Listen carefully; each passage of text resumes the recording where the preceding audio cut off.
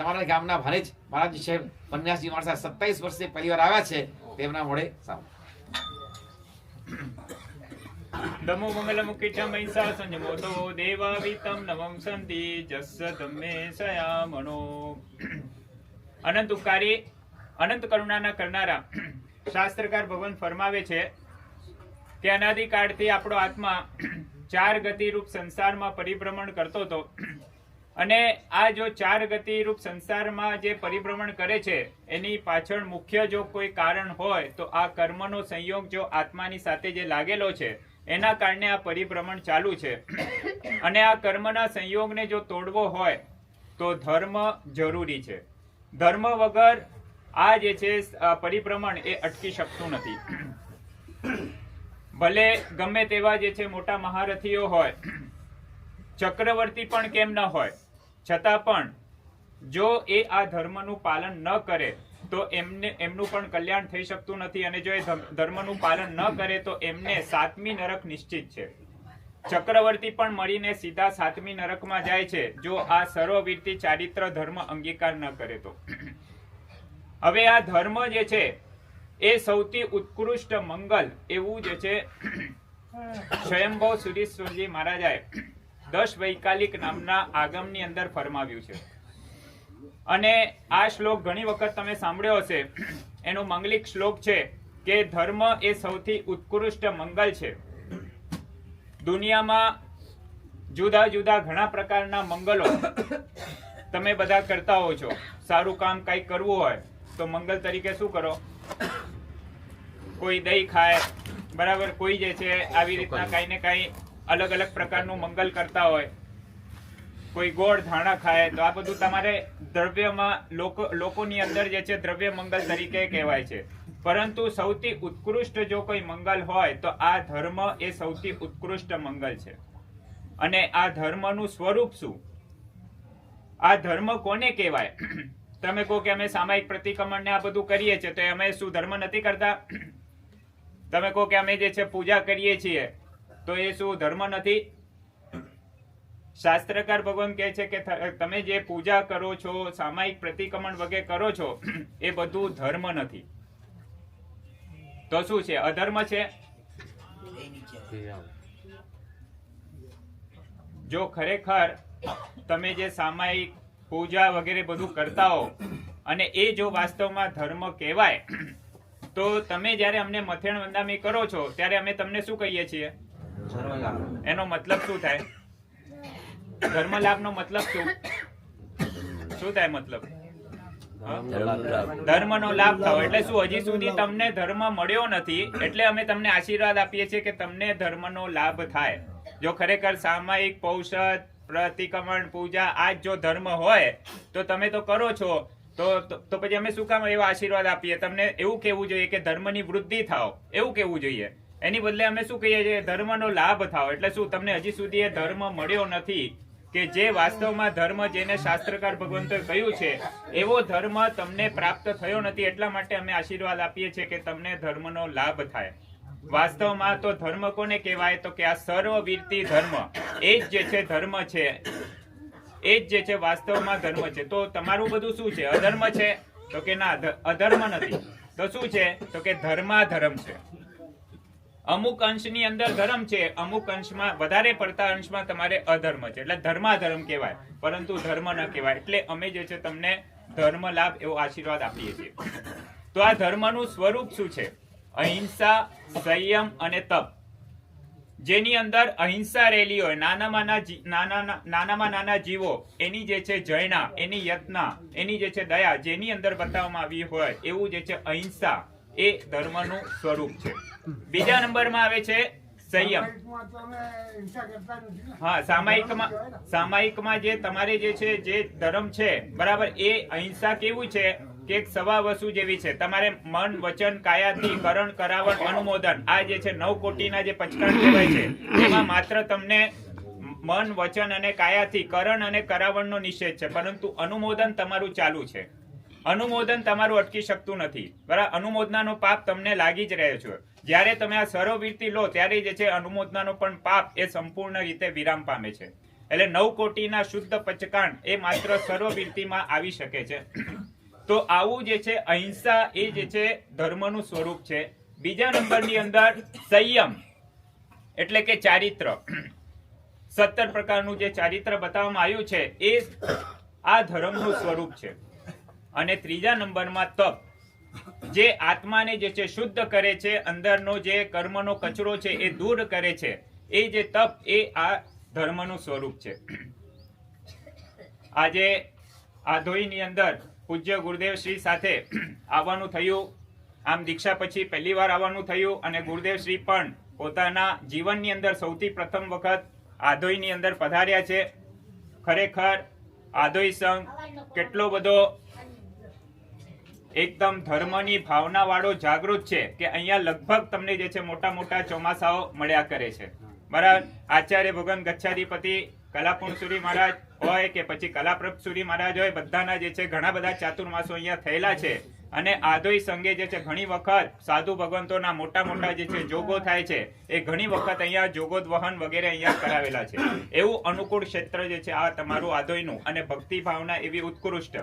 અને એમાં પાછું આ ચરલા પરિવાર, અને એ ચરલા પરિવારમાંથી જ્યારે ત્રણ આત્માઓ જ્યારે નીકળ્યા, એમાં સૌથી પહેલા મનોજ્ઞ રેખાશ્રીજી અને વિશુદ્ધ રેખાશ્રીજી, સૌથી પહેલા એમને જે છે આ ગુરુ ભગવાનનો ભેટો આપણા આખા જે છે કચ્છ વાગડ એ બધાને કરાવ્યો, કે જેના કારણથી અમારો પણ રસ્તો આ બાજુ આવવાનો ખુલ્લો થયો.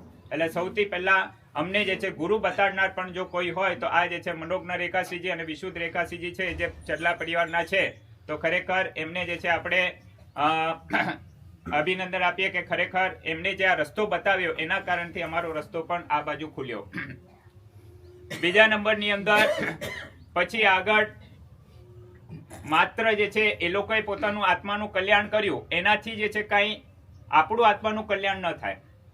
લાડવો જે ખાય એનું પેટ ભરાય, બરાબર. લાડવો જે ખાય એનું પેટ ભરાય. તમે કહો કે ભાઈ એ લોકોએ તો પોતાનું આત્માનું કલ્યાણ કર્યું, પણ તમારું શું?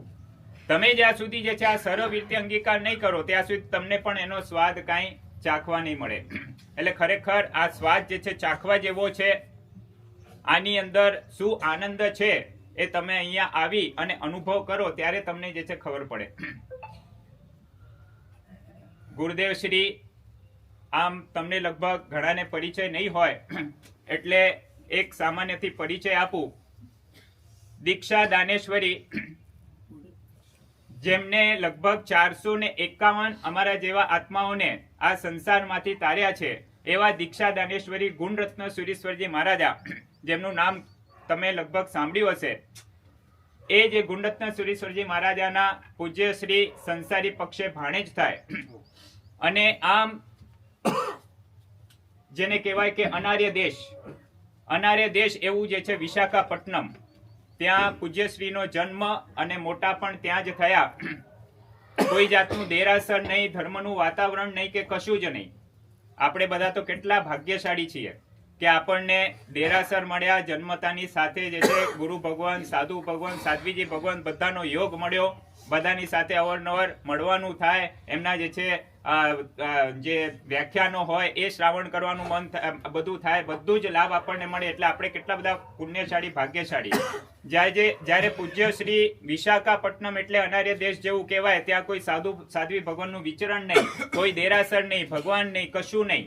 છતાં પણ એક પુરુષાર્થ કર્યો નાની ઉંમરની અંદર, માત્ર 12 વર્ષની ઉંમરની અંદર. ત્યાંથી જે છે કોઈક સામાજિક પ્રસંગના કારણે રાજસ્થાન આવવાનું થયું. મામા મહારાજ હતા અહીંયા, એટલે અહીંયા આવવાનું થયું અને પૂજ્યશ્રીનો સંપર્ક થયો. અને એના કારણથી પછી 2 વર્ષ સુધી ટ્રેનિંગમાં રહ્યા અને 14 વર્ષની નાની ઉંમરમાં પૂજ્યશ્રીની જે છે દીક્ષા થઈ. દીક્ષા થઈ એ પણ જે છે કેવી ગજબની જે છે એક ચમત્કારિક રૂપે દીક્ષા થઈ. જેવી રીતના આપણે સાંભળીએ છીએ કે કચ્છ વાગડના જે જીત વિજયજી દાદા કહેવાય, બરાબર. મૂળ ગામ કયું એમનું? મનફરા, બરાબર. અને દીક્ષા ક્યાં થઈ? દીક્ષા પર આડેસરમાં થઈ ને, પલાસવામાં દીક્ષા થઈ. તો પલાસવાની અંદર જે આખી એક જે બગીચી કે શું હતું એ જે છે આખું જે ખીલતું ન હતું અને જે છે એ આખું જે છે ખીલી ગયું, બરાબર. એ એક ચમત્કાર થયો એમની દીક્ષા વખતે. કનકસુરી દાદામાં થયું ને? હા, તો કનકસુરી મિચ્છામિ દુક્કડમ તો એ આડેસરમાં થયું ને, પલાસવામાં થયું. હા, તો પલાસવામાં જે એક જે છે બગીચી જે ખીલતી ન હતી અને જે છે ખીલી ગઈ, એ એક જે છે ચમત્કાર રૂપ થયું. એવી રીતના પૂજ્યશ્રીની પણ દીક્ષા તખડગઢની અંદર જ્યારે થઈ ત્યારે જે બગીચી હતી એ બગીચી આખી વેરણ પડી હતી, કોઈ જાતના એમાં ફૂલ કે કઈ આવતું ન હતું. જ્યારથી પૂજ્યશ્રીનો દીક્ષા મહોત્સવ ચાલુ થયો ત્યારથી એ આખું જે છે બગીચો ખીલી ગયો અને જ્યાર સુધી દીક્ષા મહોત્સવ ચાલ્યો ત્યાં સુધી એમાં ફૂલો ને બધું આવ્યું અને જેવું દીક્ષા મહોત્સવ પૂરો થયો અને ફરી પાછું જે છે વેરણ જેવું થઈ ગયું. એટલે આવું જે છે અનેક ચમત્કારથી યુક્ત એવા પૂજ્યશ્રી જ્યારે નાનપણમાં દીક્ષા લીધી ત્યારથી જ જે છે ચમત્કારોની જે હારમાળા ચાલુ હતી. અને કહેવાય છે કે એક જેને કહેવાય ને કે એવા દેવોનું જે છે સાનિધ્ય જે મહાપુરુષને પ્રાપ્ત છે એવા પૂજ્ય ગુરુદેવ શ્રી છે. ઘણી વખત અમે તો અનુભવ કર્યું છે. એક વખત ત્યારથી જે છે પૂજ્યશ્રીની સંયમ યાત્રા શરૂ થઈ. 14 વર્ષ સુધી ગુરુદેવે ન્યાય અને જે દર્શન કહેવાય એના જે એકદમ અઘરામાં અઘરા ગ્રંથો કહેવાય એવા જે છે ગ્રંથોનું પૂજ્યશ્રીએ જે છે આખું અધ્યયન કર્યું. અને એ પણ કેવું કે એક એક પંક્તિ પણ જેને બેસાડવી એટલે ખરેખર જે છે પાણી જે છે નીચે ઉતરી જાય, પછીનું જે છે ઉપરથી નીચે ઉતરી જાય એવું અઘરું હોય. અને છતાં એ જે છે 400 ગ્રંથોના એવા અધ્યયન કરે એવા જે છે પૂજ્યશ્રી એકદમ જ્ઞાની ગુરુ ભગવાન છે. અને તમને જેવી રીતના કહું કે એક વખત પૂજ્યશ્રી મોક્ષ રત્ન વિજયજી મહારાજા જે દીક્ષા દાનેશ્વરી ગુણરત્નેશ્વરી મહારાજના શિષ્ય કહેવાય, એમની પાસે પૂજ્યશ્રી આખું જે છે અધ્યયન કર્યું. અને એ મોક્ષ રત્ન વિજય મહારાજ એમનું જીવન એટલે અદ્ભુત હતું. આજના કાળની અંદર આખા જે છે તપાગચમાં સાધુ સમુદાયમાં કોઈ એમના જેવો સાધુ મળે નહીં. એવા જે છે ઉત્કૃષ્ટ સંયમી અને ઉત્કૃષ્ટ જ્ઞાની અને ઉત્કૃષ્ટ સમર્પણતાના ભંડાર એવા મોક્ષ રત્ન વિજય મહારાજ સાહેબ એમની પાસે પૂજ્યશ્રીનું ભણવાનું થયું. અને ભણવાની અંદર ન્યાયના અને દર્શનના અલગ અલગ પ્રકારના ગ્રંથોનું અધ્યયન કરાવે. એમાં અલગ અલગ કાશીથી અલગ અલગ મંગાવીને અધ્યયન કરાવે. એમાં એક એવો ગ્રંથ હતો જે સૌથી પહેલી વાર એમણે પોતે જોયેલો હતો મોક્ષ રત્ન મહારાજે, અને એ જે છે કાશીથી પહેલી વાર મંગાયો હતો. અને એનું અધ્યયન કરવાનું શરૂ કર્યું ત્યારે ગુરુદેવ કે આ તો ગ્રંથ મારે થઈ ગયો છે કે મોક્ષ રત્ન મહારાજ કે ક્યાંથી થયો? આ તો મેં પહેલી વખત તો ત્યાંથી મંગાવ્યો, પહેલી વાર મેં જોયો છે. તો કે ના આ તો મારે થયેલો છે. તો કે થયેલો છે તો કે બોલ કે. અને સડસડાટ આખું જે છે ને ગ્રંથ એ પૂરું જે છે બોલી ગયા. આખો ગ્રંથ પૂરો બોલી ગયા. જેમને કોઈ દિવસ પણ એ ગ્રંથ જોયેલો નહીં છતાં પૂરો ભવની અંદર એવા કોઈ જે છે અધ્યયન કરેલા હશે ને એવા સંસ્કારો જાગૃત થયા હશે જેનાથી આખો ગ્રંથ એ પૂજ્યશ્રીને મોઢે હતો. આ ભવની અંદર કોઈ જોયું પણ નહોતું ગ્રંથ, છતાં પણ એ બધું મોઢે. એટલું જ નહીં, 10 વૈકાલિક સૂત્ર, જે 10 વૈકાલિક સૂત્ર છે ને એ આ અવસર પેઢીની અંદર સૌથી છેલ્લે સુધી દુપ્પસિંહ સુરી મહારાજ સુધી રહેવાનું છે. જે એકમાત્ર આગમ એનું નામ છે 10 વૈકાલિક સૂત્ર. અને એ 10 વૈકાલિક સૂત્ર એની 700 ગાથાઓ છે. 700 કેટલી છે? 700. આપણને કહેવાનું કીધું હોય કે ભાઈ આ ગાથા ગોખવાની છે. કેટલી ગાથા ગોખી શકીએ આપણે દિવસમાં? 2, 5, 10? હા, બહુ થઈ ગઈ એટલી તો. બરાબર. ગુરુદેવને મોક્ષ રત્ન મહારાજે કીધું કે તમારે જે છે ને આ 10 વૈકાલિક સૂત્ર એ કંઠસ્થ કરવાનું છે. સવારથી ચાલુ કર્યું.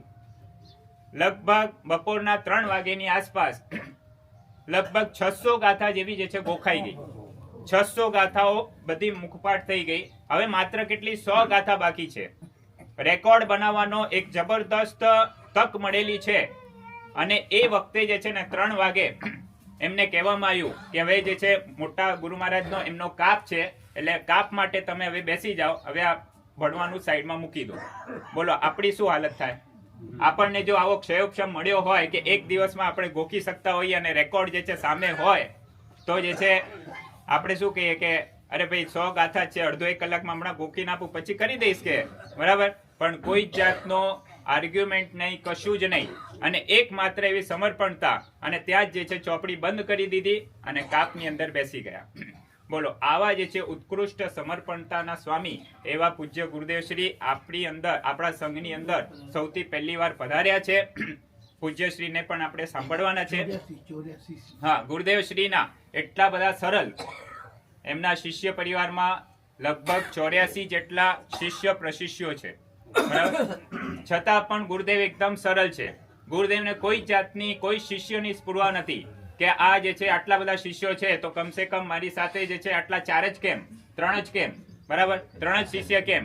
30 ઠાણા જે છે ત્યાં શંખેશ્વરમાં અમે સાથે હતા, બરાબર. ગુરુદેવ શ્રીની સાથે ત્યાં લગભગ 45 ઠાણા હતા, એમાંથી 31 સાધુ ભગવંતો ગુરુદેવના શિષ્યો ત્યાં બિરાજમાન હતા. છતાં પણ ગુરુદેવ કીધું નહીં, કાંઈ નહીં, ચલો બધાને જે છે આટલો મોટો લાંબો ફેરો નથી કરાવવો, એટલે બધાને ત્યાં જે છે રાખ્યા. અમુક બીમાર પણ હતા એટલે ત્યાં રાખ્યા કે અમે 3 જ જણા જે છે સાથે આવે. તો પણ ગુરુદેવને કાંઈ જ નહીં, ચલો કઈ વાંધો નહીં, આપણે જઈશું. ઘણા બધાએ જે છે સાધ્વીજી ભગવાનને બધાએ કીધું કે ભાઈ આટલી ગરમી છે કચ્છની અંદર અને આટલું ફરીને આવવાનું છે તો પછી શું કામે આટલું બધું જાઓ છો, એના કરતા અહીંયા જ રહી જાઓ. છતાં પણ ગુરુદેવ શ્રી મક્કમ હતા કે નહીં, મારે કચ્છ ભૂમિની સ્પર્શના કરવી છે. અને તમારા બધાનો એક મેગ્નેટિક પાવર એવો હતો કે એ એટ્રેક્ટ કરી અને ગુરુદેવને જે છે અહીંયા સુધી ખેંચી લાવ્યો. એટલે પહેલી વખત અહીંયા આવ્યા છે. એની સાથે સાથે 490 સાધ્વીજી ભગવાન, તમે વિચારી શકો કે ઘરમાં જે છે 1 કે 2 બરાબર બૈરા હોય અને એને જે છે સંભાળવા કેટલા અઘરા પડે, બરાબર. બધા જે છે અલગ અલગ માથાના હોય, અલગ અલગ ખોપડીના હોય, અને એવા જે છે 490 સાધ્વીજી ભગવંતોનું યોગક્ષેમ કરવું, એમની જે છે આલોચના વગેરે આપવી, એમની શુદ્ધિ કરાવવી, એમનું બધું આખું વ્યવસ્થા અને સંચાલન કરવું કેટલું જે છે અઘરું કહેવાય. અને આ પૂજ્યશ્રી આટલી બધી જે છે જહેમત ઉઠાવી અને 490 ને સંભાળી રહ્યા છે. અને શ્રમણી ગણનાયક તરીકે કહેવાય છે. આવા જે છે પૂજ્યશ્રીને આજે આપણે બધાએ જે છે સાંભળવાના છે, એટલે ખૂબ જ ભાવથી સાંભળવું. નંદિશેન મુનિ. આ નંદિશેન મુનિ કોણ હતા? સુધર્મા સાંઈ ભગવતના શિષ્ય રત્ન અને સિદ્ધગીરી રાજ ચરીપાલતો સંગ લઈને ગયા. એમની સિદ્ધગીરી રાજની પ્રશ્ન આજ ધરતીના પૂજ્યપાદ અરિક્ષિત સુરમા સાહેબ આધુનિક કહેવાય ને, એમને સ્પર્શના આપણે ખાતા પીતાની કરતા ભારે પડે. અને એમને 24 છઠ કરીને 7 યાત્રા કેટલી વાર કરી?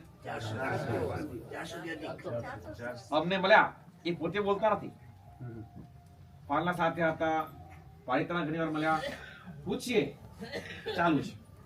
પણ જેટલી વાર જઈએ ને એટલી વાર માથે એક વીનું ટકડું હોય, વીનું મૂકેલું હોય, મૌન હોય, અને માલા હાથમાં હોય અને કરતા હોય.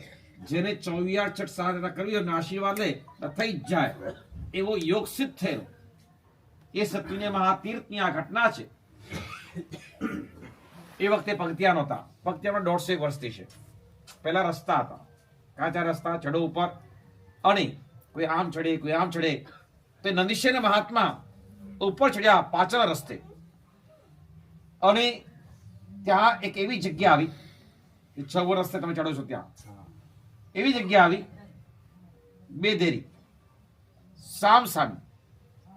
અહીં અજીતનાથ ભગવાન છે, અહીંયા શાંતિનાથ ભગવાન છે. એમની ઈચ્છા થઈ મારે સ્તુતિ કરવાની છે, પરમાત્મા છે અજીતનાથ ભગવાન, શાંતિ ભગવાન. પણ સ્તુતિ કરું કેવી રીતે? અહીંયા કરું તો અહીં ફૂટ પડે, અહીં કરું તો અહીં ફૂટ પડે. સાચું કીધું, આપણે તો શું કરીએ? બનાવવાનું ધ્યાન રાખવું જોઈએ. એ ધ્યાન આપણે કરીએ. આ મહાપુરુષ કે છે આરાધના બંને ભગવાનની કરવી છે, આશાતના એક પણ ભગવાનની મારે કરવી નથી. Lives of great men all remind us we can make our lives servant. Departing with their footprints and signs of the calling રેતી પર આ મહાપુરુષો પચ્છીને મૂકીને જાય છે કે ભગવાનની ભક્તિ કેવી રીતે કરવી જોઈએ. પછી વાત કલાપુર શ્રેષ્ઠજી મહારાજા ભગવાનની ભક્તિ કરતા કેવા ઓળઘો થઈ જતા, મને પરીક્ષા એમને આપી છે. 47 years before પિંડવાડાની અંદર સંકેશ્વર પાસે દાદા અંજસા પ્રતિષ્ઠા પણ ભદ્ર માસા બધા હતા, અને એ વખતે મને પરીક્ષા એમને આપી છે. કે ભક્તિ કરતા, ગજબની ભક્તિ. ભક્તિ કરવાની છે, આરાધના કરવી છે બંને ભગવાનની, આશાતના એક પણ ભગવાનની મારે કરવી નથી. What is the way? ઉપાય શું? વચ્ચે ઉભા રહી ગયા અને બે હાથ જોડી બંને ભગવાન શું ચાલુ કરી અજીયમ જીય સવ્વ ભયમ સંતિંચ સંત સવ્વગે પાવમ. બસ સ્તુતિ કરતા ગયા, આંખો બંધ. બંને ભગવાન સ્તુતિ છે, અજિતનાથ ભગવાન અને શાંતિનાથ ભગવાન. સ્તુતિ કરતા ગયા અને જય ઈચ્છા પરમપયમ. આવા કીર્તિમ સ્વિત્તણ મોને તા તિલક ઉદ્ધરણે જીનવૈને આયરમ પુનઃ. આટલું બોલ્યા પણ ધડાકો થયો. જ્યાં ભક્તિઓ ને પ્રેરિત પાવર, પ્રાર્થના એક પરમ શક્તિ છે. જ્યારે તમારા દિલની પ્રાર્થના હોય ત્યારે અસર થતી જ હોય છે. અને એવી અસર થઈ કે ધડાકો થયો અને બંને દેરી સામ સામી હતી, એ બંને બાજુ વજવાઈ ગઈ. આજે પણ ફાગણ સુદ તેરસ નજીક આવે છે. લાખો માણસો ફાગણની ફેરી કરવા જાય છે. અને ફેરીની એક વિશેષતા એ છે, તમારે ધક્કાથી ચડવાનું ને ધક્કાથી ઉતરવાનું, તમારે મહેનત કરવાની નહીં. અને વચ્ચે આ સ્થાન આવે છે. દુનિયા ચમત્કાર નમસ્કાર કહે છે, જ્ઞાની પુરુષો કહે છે નમસ્કાર કે ચમત્કાર. આજી શાંતિ સ્તોત્રની તાકાત એવી છે. ઉભો કાલમ બંને ટાઈમ્સ તમે સ્મરણ કરો. જો રોગો હોય તો દૂર થઈ જાય અને આવે ની નવા, એવી તાકાત અજીત શાંતિ નામના સ્તોત્રમાં છે. અને છેલ્લા શ્લોકમાં શું લખ્યું છે એ મારે બતાવવું છે. જય ઈચ્છા પરમાપયમ. પરમપદ એટલે મોક્ષમાં જવાની તમારી ઈચ્છા છે? બોલો બક્ષે છે? જવું છે મોક્ષમાં? દીક્ષાદાન શ્રી પ્રદેશશ્રી વારંવાર કહેતા, જવું છે મોક્ષમાં? જવું હોય તો આ લેવું પડે. આ લીધા વગર મુંબઈ જવું તો મુંબઈની ગાડી બેસવું પડે. ઘરે બેઠા બેઠા મુંબઈ આવે. મોક્ષમાં જવું હોય તો આ માર્ગ છે. જય ઈચ્છા પરમાત્મા, પરમપદ મોક્ષ પ્રાપ્ત કરવું હોય, અથવા તો મોક્ષ કોઈ દૂર છે, સંસારમાં છીએ ત્યાં સુધી યશ કીર્તિની કામના રે. અપકીર્તિ થાય, અજસ થાય, સારું ના લાગે. જય ઈચ્છા અહવા કીર્તિનું સ્વિત્તણ મોને, અથવા કીર્તિ તમારે જોઈતી હોય, મોક્ષ જોઈતો હોય અથવા તમારી કીર્તિ જોઈતી હોય, શું કરવાનું? તા તેલુક ઉદ્ધારણે, ત્રણેય લોકનો ઉદ્ધાર કરનાર જીનવૈને આયરમકુના. ભગવાનના વચનનો આદર કરો, ભગવાનના વચન જીવનમાં ઉતારો. 24 કલાક ભગવાનની આજ્ઞા સામે રાખો. હું જે કંઈ કરું છું, તે પૂજા કરવા જાઓ છો, પેલા તિલક કરજો ભાઈ. શા માટે? ભગવાનની પૂજા કરવાની છે તો ભગવાન તિલક કરો ને. તમે તમારા તિલક કેમ તિલક કરો છો? પહેલું અહીંયા અને પછી ત્યાં ના. મિનિંગ છે, અને મિનિંગ આ છે, ભગવાન તારી આજ્ઞા મારા માથે ચડાવો છો. આ આજ્ઞા ચક્ર છે. શરીરમાં 7 ચક્રો છે, એમાં ધીસ ઇઝ આજ્ઞા ચક્ર. એ આજ્ઞા ચક્રમાં ભગવાન તિલક એટલે ભગવાનની આજ્ઞા માથે ચડાવું છું. ભગવાન તારી પૂજા પણ આ તારી આજ્ઞા માથે લઈને કરું છું. ભગવાનની વાણી રોજ સાંભળો. અહીંયા સાંભળો ને અહીંયા સાંભળો. લાકડિયા સાંભળો ને લાકડી જ્યાં મળતી હોય ભગવાનની વાણી. અવશ્ય બોમ્બેમાં રહેતા હો તો બોમ્બે સાંભળજો. બાજુમાં તમારા સંઘમાં ને બાજુ સંઘમાં જીનું વચન, કારણ કે ભગવાનની વચનનો આદર કરો, ભગવાનનું વચન સાંભળશો તો આજે નહીં કાલે તમારો ઉદ્ધાર. તમે માસ ખબર કરો કે ના કરો, તમે બીજું જે કે કરો કે ના કરો, પણ ભગવાનનું વચન સાંભળશો ને, આજે નહીં કાલે તમારો ઉદ્ધાર થવાનો. 99 પેટી આકાશમાંથી રોજ ઉતરતી, સ્વર્ગમાંથી. કોણ હતો એ? સાલીભદ્ર. બરોબર છે. આ 99 પેટી ઉતરે. બોલો સાચું કહેજો, તમે કેટલા વર્ષથી લખો છો? હમણાં થોડું ઓછું થઈ ગયું છે. ધનના સાલીભદ્રની લખતા લખતા પેન ઘસાઈ ગઈ છે. આજે ખાલી ખોખું ઉતર્યું નથી. ખાલી ખોખું ઉતર્યું આખી દુનિયામાં કહીએ હા ખાલી ખોખું ઉતર્યું છે, સ્વર્ગમાંથી ઉતર્યું છે. આ તો 99 પેટી ઉતરતી હતી. 32-33 ભોજનની, 33 દાગીરાની અને 33 વસ્ત્રોની. તમારે ત્યાં આજની રોટલી કાલે વાસી થાય, અને શાલીભદ્ર ત્યાં આજનું દાગીનું આવતીકાલે વાસી અડે નહીં, જાય ગટરમાં. એવો શાલીભદ્ર આ માર્ગે આવ્યો હોય એનું એકમાત્ર કારણ ભગવાનના વચન. મારા માથે નાથ છે, માલિક છે મારા માથે. તો આટલું સમ પાણી પાયારમ એગો રાડપડા, બે હાથ બે પગ એને પડશે, બે હાથ મારે વચ્ચે, એક રાજા કહેવાય, હું એનો પ્રજા કહું, એવું કેમ? બોલો, તમને ક્યારે વિચાર આવે છે? તાર માથે કોઈ છે કે નહીં? જેટલા વાળ છે ને એટલા તો મારી બેઠા છે, છતાં તમારા હાથમાં જાગ્યો ખાલી મારા માથે કોઈ છે આ ખબર પડી, શ્રણિક રાજા છે. અને એ આપણે તો રાજા એટલે સમજો કે કોઈ કરિયારું હશે, નાખી દો માને કે ગોડાઉનમાં. અરે ગોડાઉન નાખવાનો શું છે? આ તો રાજા છે, રાજા. આ પ્રજા, એ રાજા, હું પ્રજા.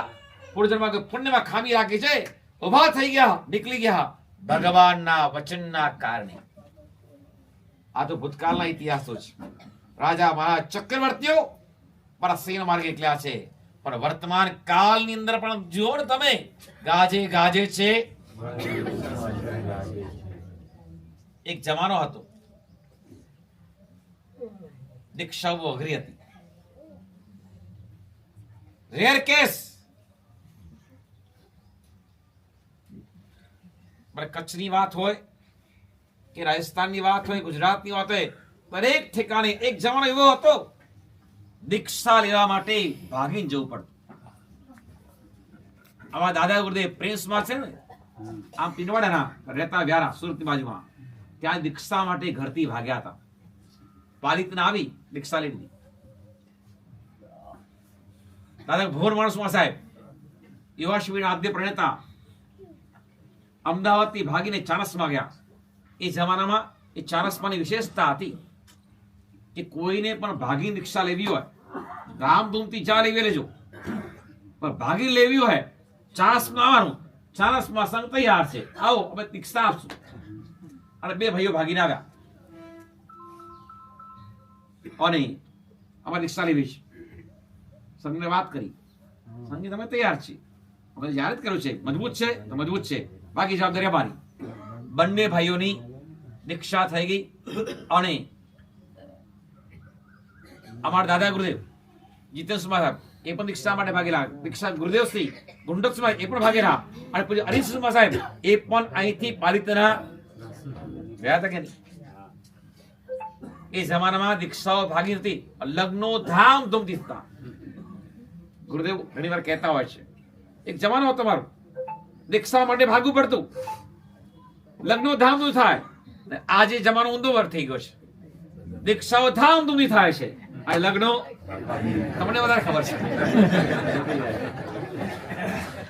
ધામધૂમથી તમે જો દીક્ષાઓ કેવી થાય છે, સુખી સંપન્ન સમૃદ્ધ ભણેલા ગણેલા લાખો બધી કરોડપતિઓ દીક્ષા લઈ રહ્યા છે. અને અમે તો સુરતમાં 11નું ચોમાસું કરીને આવ્યા છે. સુરતમાં દીક્ષા શ્રી ગુરુદેવશ્રી 25 વર્ષ પહેલા પગ મૂક્યો, એના પછી દીક્ષા ભૂમિ થઈ, દીક્ષા નગરી થઈ ગઈ છે. ડાયમંડ નગરી હતી અને છે હવે તો દીક્ષા નગરી. દર વર્ષે 100 દીક્ષા થાય છે. કેટલી? સુરતની વાત કરું છું. ગુરુદેવશ્રીના હાથે આ 450 માંથી લગભગ 150 દીક્ષા સુરતની છે. અને ગુરુદેવના સ્વર્ગસ્થમાંથી 200 દીક્ષા થઈ 4 વર્ષમાં. એ 200 દીક્ષામાં લગભગ 100 ઉપર દીક્ષાઓ સુરતની છે. ત્યાં આખી દીક્ષાની વિધિ મળે છે. હું તમને પૂછું, દીક્ષાના 3 આદેશો કયા ફેમસ છે? અહીં દીક્ષા થયેલી છે? હા, તમે દીક્ષા જોઈ તો છે ને? કેટલી જોઈ છે? 25-50. હા, પુણ્યશાળી છો ને? કોઈ નક્કી કરે મારે 1000 દીક્ષા જોઈ છે તો અત્યારે કાલ સુલભ છે. પેલા 100 દીક્ષા મળે કેટલા વર્ષ કાઢવા પડતા, પણ અત્યારે તો પુણ્ય છે. કારણ કે ગુરુદેવશ્રીના ચરણોમાં 47 વર્ષ રહ્યો છું. ગુરુદેવ મને અમે કીધું કે અમે 21 વર્ષની ઉંમરે ગુરુદેવ દીક્ષા લીધી, અને 21 વર્ષની ઉંમર સુધી રાજસ્થાનમાં ખાલી 2 દીક્ષા ગુરુદેવ જોઈ, ઓનલી 2. પણ અમારું સૌભાગ્ય એવું, ગુરુદેવ ચરણો માર્યા તો 450 દીક્ષા ગુરુદેવ બતાવીશ આ 47 વર્ષમાં. અને એના પછી 200 અમે આપી, એટલે તમે સમજો 650 દીક્ષા જો લાવો આપણે મળ્યો. પુણ્ય છે કે નહીં તમારું? શા માટે? કારણ કે પહેલા ભસ્મગ્રહ ચાલુ હતું, હવે ભસ્મગ્રહ ઉતરી ગયો છે. 2000 વર્ષ ભગવાન મહાવીર પરમાત્મા નિર્વાણ પામ્યા ત્યારે ભગવાનના જન્મ રાશિ પર ભસ્મગ્રહ સંક્રાંત થયો. 2000 વર્ષથી શાસન દબાયેલું હતું અને 500 વર્ષ વક્રી વર્ષ 2500 વર્ષ પૂરા થઈ ગયા એ વાતને અત્યારે 42 વર્ષ ઉપર થઈ ગયા છે. હવે તમે જુઓ કે હવે 51 વર્ષ થઈ ગયા છે. 51 વર્ષની અંદર જે શાસનની જાવજ રહી 4 દીક્ષાઓ જુઓ તમે. અરે અમારા દિલ્હીના ઉદ્યોગપતિ ભવનલાલ દોશી 10,000 કરોડના માલિક ગુરુદેવના 108માં શિષ્ય બન્યા. અમારી સાથે જ છે. સંકેશ્વરમાં 4થું મશીન ચાલે છે. મેં તમારો કચ્છમાં જઈને આવીએ છીએ. એવી ઈચ્છા હતી આવવાની પણ વર્ષી તપમાં હવે છેલ્લું 12મું નજીક આવ્યું છે. શરીર છે અઘરું પડે. મેં કીધું તમે રહો અને આવીએ છીએ. એ દીક્ષાને બદલે બધા જોઈએ છે. કરોડો ની સંપત્તિ લાખ નીકળી જાય. અત્યારે એવો કાળ છે.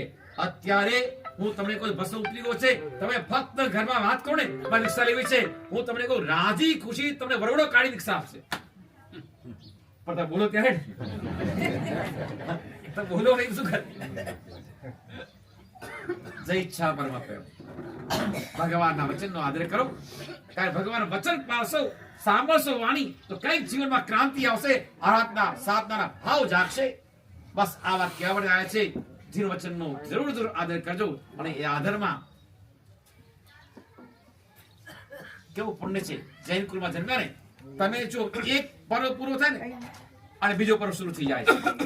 પર્વ પૂરા થયા એના પછી આ સુધી ઓલી આવે એના પછી દિવાળી આવે. આરાધના તીર્થમાં તરવા જવું પડે. શત્રુંજય ગિરનાર સંકે જવું પડે અને પર્વ તો તમને તારાવડ તમારા ઘરે આવે છે. દિવાળી પછી જ્ઞાન પાંચમ પછી બરોબર આ કેવું પુણ્ય. જૈન કુળમાં જન્મ્યા તમે લાઈનસ્તર પર્વ તમે તરવા માટે જાગો. પછી શું આવે મૌન 11 પછી પોજસ્મી પછી આ ભાગત ચોમાસી આવે છે. આ એના પછી ઓલી આવે છે. ને શાશ્વતી ઓલી. એક વાત ધ્યાન દો પર્વાદિરાજ પર્યુષણ મહાપર્વ છે ના નહીં પણ એ પર્વ અહીંયા છે. આપણે મહાવિદેમાં સિમંદર ભગવાન જ્યાં વિચરી રહ્યા છે યુગમંદર બાહુ સ્વભાવ વિચરી રહ્યા છે ત્યાં પર્યુષણ પર્વની આરાધના હોતી નથી. ત્યાં શાશ્વતી ઓલી હોય છે. આ ચૈત્ર માસની ઓલીમાં શાશ્વતી આરાધના. એ કેવા પદો છે ચાર્જિંગ. જેમ તમે મોબાઈલ ચાર્જ કરો છો એમ બેટરી તમારા આત્માને ચાર્જ કરવા માટે નવપદથી ચાર્જ તમે થાઓ છો. આજે વ્યાખ્યાન આપીએ ને અલગ વિષય લઈ શકીએ છીએ પણ એ દિવસોમાં તો અરિહંતના દિવસે માત્ર અરિહંત પદ ઉપર વ્યાખ્યાન, સિદ્ધના દિવસે સિદ્ધનું વ્યાખ્યાન. 99 પદ એવા મહાન છે શાશ્વત પદો છે. એ પદોની આરાધના શ્રીપાલ મહિના આ તો એક થયા એવા અનંતા શ્રીપાલ અનંતા મહિના સુધી ગયા જ્યારે 9 પદની ઓલીની આરાધના કરીને 9મા ભાઈ મોક્ષ નક્કી કર્યો છે. તમારે 9મા મોક્ષ નક્કી કરવું છે ભાઈ. રોગ ગયો ને ગુરુદેવ ઘરે કહેતા લોકો આટલું યાદ હોય છે કોડ રોગ ગયો અને 9 રાજ્ય મળ્યા 9 પત્ની મળી આ બધું 9 દેવલોક મળ્યો એ બધું યાદ છે. 9 સેના મળી બધું યાદ છે પણ 9મા ભાઈ મોક્ષ બનાવવાનો છે એ યાદ છે. આરાધના એના માટે કરવાની છે. તમારે 9મા ભાવ મોક્ષ નક્કી કરવો હોય તો એક ચાન્સ છે. પત્રિકા સંઘમાં આવે એના કરતા રૂબરૂ કેવા આવે એનું મહત્વ હવે રૂબરૂ કહેવાય છે. સંકેશ્વર મહાતીર્થ જ્યાં લોકો પૂર્ણમી આવે છે, દસમી આવે છે, એકમી આવે છે, વૈવેરી આવે છે, લાઈન લાગે ભક્તોની ભીડ જામે. સંકેશ્વર મહાતીર્થ શત્રુંજય તમારે દૂર થતું હશે ગિરનાર થશે પણ સંકેશ્વર તો તમારા નજીક છે. અને ત્યાં પણ પૂજ્યપાદ કલાપુર સ્મૃતિ મંદિર જે છે એની અંદર એના ઉપક્રમે આ જબરદસ્ત એક ઓલી મારવાડી ભાઈ શ્રીવાલા ભાઈ છે એનો ઉલ્લાસ કરોડો રૂપિયા ઓલીમાં ખર્ચવાના છે.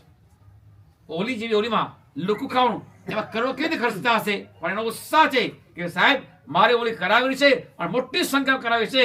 અને છે આ એ કહેવા માટે આજે આ ધોઈની અંદર આપણા આવી ગયા છે રૂબરૂ કહેવા માટે. મહત્વ વધારે કોની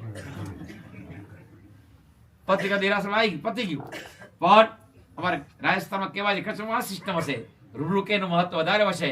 અને 9 પદની આરાધના શાશ્વતા 9 પદના અને પૂનમના દિવસે આવે ને આ પૂનમ બી આવી જવાની છે. ફક્ત ભગવાનનું મોઢું દેખાય ને મોઢું, અમેરિકાથી લાખો રૂપિયા ખર્ચી ભગવાનનું એક ઝલક, અને લાઈન લાગે વાસ્કે પૂજન લાગે બસ સ્ટેન્ડ સુધી.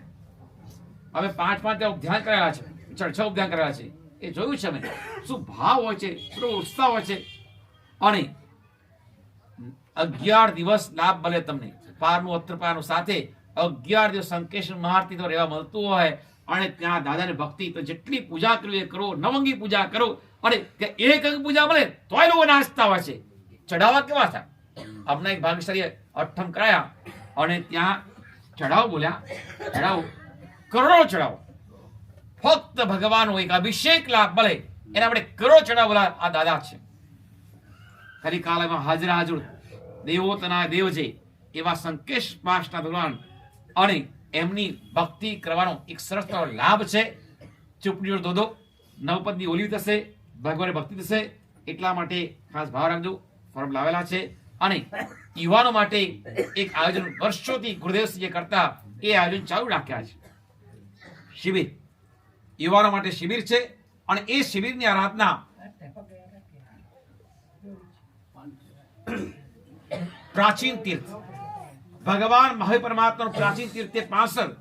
એ 65 તીર્થમાં, કારણ કે હવે એના માટે પરિશ્રમ જે કોઈ યુવાનો માટે આ જ ટાઈમ છે. અમે જોઈએ છીએ દાદા ગુરુદેવ પ્રેમસુમા સાહેબ પારે ઉતરતા હતા અને આચાર્ય છે સંઘ શાસનની ચિંતા કરતા હોય છે કે આ મારા સંઘ શાસનના યુવાનો જોડાતા નથી, ઓવર 50 બધા આવે છે, અંડર 50 જોડાતા નથી, એના કંઈક કર. અને ભોરમાન સુમા સાહેબને પ્રેરણા કરી સંકેશ્વર મહાતીર્થમાં એમને યુવાનો માટે અઠ્ઠમ કર્યો. અઠ્ઠમ કરીને સંકલ્પ કર્યો અને પહેલી શિબિર માઉન્ટ આબુ અચરગઢની અંદર કરી. અને એ અચરગઢ શિબિરની અંદર પછી રત્નસુંદરમાં તૈયાર થયા, પછી હેમરથમાં તૈયાર થયા, અને કુમારપાલ વિશા એ તૈયાર થયા. અને આ શાસનના કેટલા કામ કરી રહ્યા છે. પછી તો ગુજરાતમાં પધાર્યા તો ગુરુદેવસિંહ એ શિબિર ચાલુ કરી. છેલ્લા 51 વર્ષથી શિબિર ચાલુ છે. 50,000 થી વધુ યુવાનો આ શિબિરના માધ્યમે ધર્મમાં માર્ગ સંસ્કારી બન્યા છે. એક સંસ્કાર અભિયાન ચાલે છે. વડોદરાનો એક યુવક રાતના 12 વાગે પેલા ઘરે પગ ન મૂકે, માતા ત્રાસી ગયા, થાકી ગયા, કરવું શું? અને બેટા શિબિરમાં જા, મારે શિબિર જવું નથી. 2 દિવસ પછી કહેવાયો મારે શિબિર જવું છે, મારા મિત્રો જાય છે, દોસ્તારો જાય છે, ફ્રેન્ડ્સ જાય છે, એટલે હું જવું. કઈ વાંધો, સારું છે, જા દીકરા. અને શિબિરમાં પ્રવેશ કર્યો. પહેલી ક્લાસ કર્મવાદની, કર્મો જીવ કેવી રીતે બાંધે છે અને એ કર્મની કથની ગુરુદેવ કીધી. અને એ છોકરો છેલ્લે બેઠો ધ્રુસકે રડે. માતા પિતાને જે હેરાન કરે છે સામે બોલે છે, અશાતા વેદનીય બંધાય છે. મન સમય ચિત ચૈત્ય ઉદેશ સંતાપ, માતાને સેવા કરે, શાતા વિદ્યા બાંધે. માતા ત્રાસ આપે એ અશાતા વેદને બાંધે છે. એ અશાતા વેદનીના કારણે લોહીના આંસુ પડશે તોય તમારા આંસુ પૂછનાર કોઈ નહીં મળે. આવું સાંભળ્યું ને એ રડતો રડતો ઉભો થઈ ગયો. જાહેરમાં રડે છે, હિપકા બની રહે છે. જે સુખ થયું શું? મેં તો મારા માતા બહુ હેરાન કર્યા છે, ગુરુદેવ બહુ હેરાન કર્યા છે. આપણા જાહેરમાં પછી વાત કરી. અને એટલો પશ્ચાતાપ થયો, ગુરુદેવ મેં તો મને ખબર નહીં આ માતા આટલી કિંમત, આટલી મહાન કિંમત છે. અને શાસ્ત્રમાં કીધું છે ઉપકાર નો બદલો ચૂકવી ન શકાય. એવો માતા પિતા આ ચાવડ જૂતા બનાવી દો, ચરણ અર્પણ કરી દો તો પણ ચૂકવી ન શકાય. જીત મહોત્સવ શા માટે કરે ખબર છે? માતા ઉપકાર છે. એ ઉપકાર માટે કઈક અંશ, ગમે કરોડો રૂપિયા ખર્ચો ને, ઉપકારનો બદલો ચૂકવી ન શકાય, પણ કઈક ઋણ મુક્તિ માટે આ માતા પિતા ઉપકાર છે. હવે જોયું કચ્છની અંદર હમણાં ગાંધીધરમાં આવ્યા, આજે બી છે ગાંધીધરમાં કીધું ત્યાં કે ગુજરાતમાં કચ્છમાં અમારે જગત્યુ કેવા શું અમારે ત્યાં જીત મહોત્સવ કહે છે. તો જગત્યુ બહુ સરસ. આ માતા પિતાનો ઉપકાર ખરેખર સંસ્કાર છે. જૈન શાસન કીધું છે ધારણા સૂત્રમાં જેના ઉપકારનો બધો ચૂકવી શકાય એવા 3 વસ્તુ છે. એક તો પરમાત્મા એનું શાસ્ત્ર બોલ્યું છે, એક સદગુરુ, અને નંબર 3 માતા પિતા. અને જે આજીવિકા આપે છે એનો ઉપકારનો બધો ચૂકવી ન શકાય.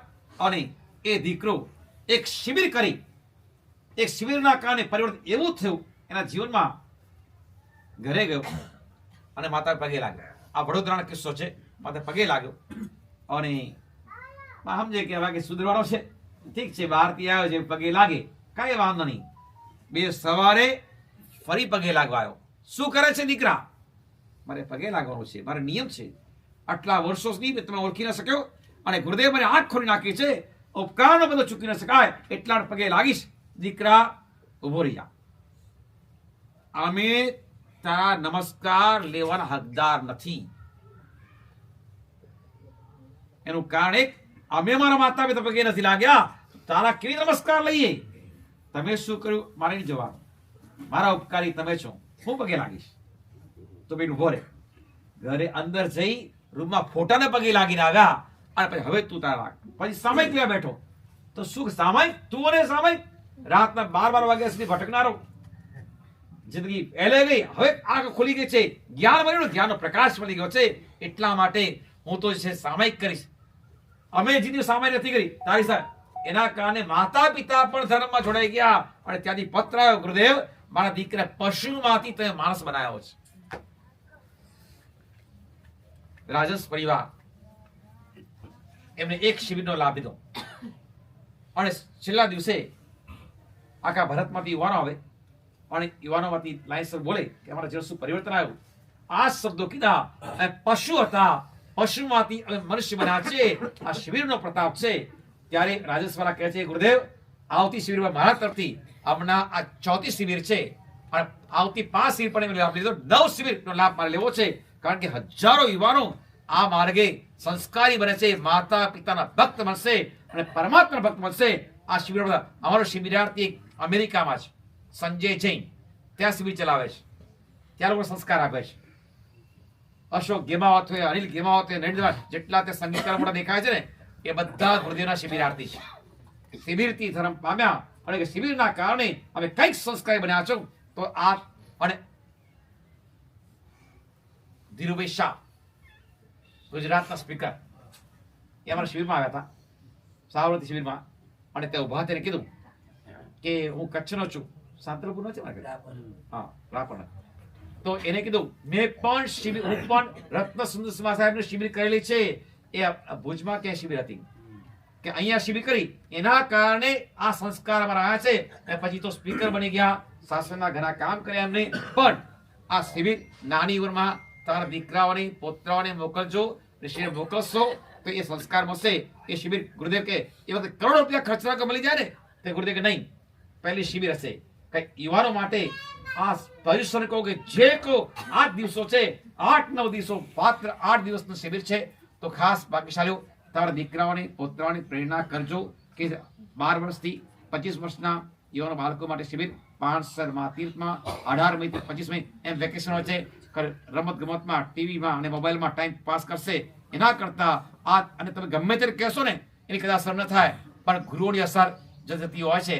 અને એ કારણ કે ચારિત્ર હોય અને સાથે ગુરુના આશીર્વાદ સાથે વિશ્વાસ ભાવથી બોલતા હોઈએ તો ચોક્કસ. અને તમારા દીકરાઓ તમારા ભક્ત બનશે તો એ છે એ તમને ભવિષ્યમાં ફાયદો થશે અને શાસનના કામો કરશે. એટલા માટે આ પ્રેરણા કરવા માટે 2 પ્રેરણા ખાસ છે. એક તો તમારા માટે ઓલી અને યુવાનો માટે શિબિર. આ 2 વાત તમને કહી છે. દિનેશ્વર ભગવંતી અને ઈચ્છા. અચ્છા.